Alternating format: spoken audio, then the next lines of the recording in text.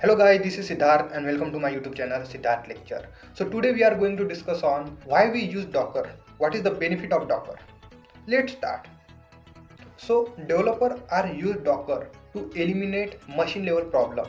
Like multiple times as a developer you are saying, sir, the code is run in my system but I don't know why it is not work or run in your system.